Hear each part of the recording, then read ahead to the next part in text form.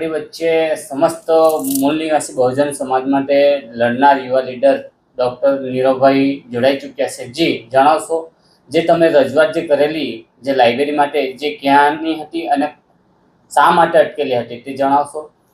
નમસ્કાર, જોહાર।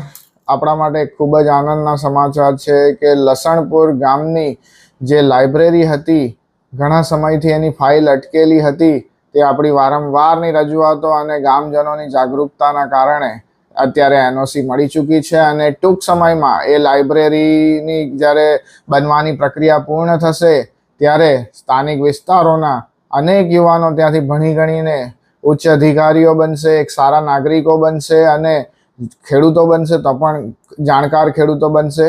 આથી અમને ખૂબ જ આનંદ છે કે આ લાઇબ્રેરીના જે અટકેલું હતું તે બાબતે જ્યાં અટકાવ હતો તે અટકાવ દૂર કરવામાં અમે પણ એક સહભાગી બન્યા, એનો ખૂબ જ આનંદ છે। એકચ્યુઅલી આ જે લાઇબ્રેરીની ફાઇલ છે છેલ્લા 1 વર્ષથી અથવા એનાથી વધારે સમયથી શિક્ષણ અધિકારી કચેરી સુરત ખાતે અટકેલી પડેલી હતી। કારણ કયું હશે તે ખબર નથી, પરંતુ ગ્રામજનોએ વારંવાર રજૂઆતો કરીને થાકી જતા છેવટે તેમણે અમારો સંપર્ક કરતા અમે ગુજરાત રાજ્યના મુખ્યમંત્રી ભૂપેન્દ્ર દાદાની કચેરીનો સંપર્ક કરતા એમણે જે તે સંબંધિત વિભાગોને યોગ્ય કાર્યવાહી કરવા જણાવેલ, પરંતુ તેમ છતાંય શિક્ષણ અધિકારી કચેરીનો પેટનું પાણી નહીં આલેલું અને એ લોકો મુખ્યમંત્રી કાર્યાલયની સૂચનાને પણ ઢોળીને પી ગયેલા।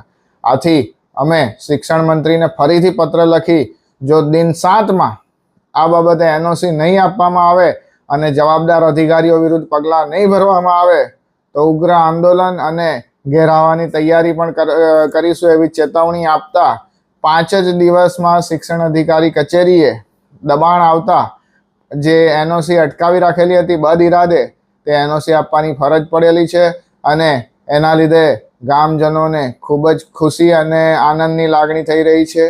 આથી ખરેખર આ વસ્તુ જે છે શિક્ષણ આદિવાસી વિસ્તારોમાં એમ પણ ઘણું પાછળ છે, તો સરકારે વાંચે ગુજરાતની જ્યારે મુહિમ ચલાવતી હોય ત્યારે આ બાબતે જે પણ જવાબદાર કર્મચારી હશે કે અધિકારી હશે તેના વિરુદ્ધ કડકમાં કડક પગલાં લેવા જોઈએ એવી અમારી માંગ છે। જય આદિવાસી, જોહાર, વંદે માતરમ, ભારત માતા કી જય।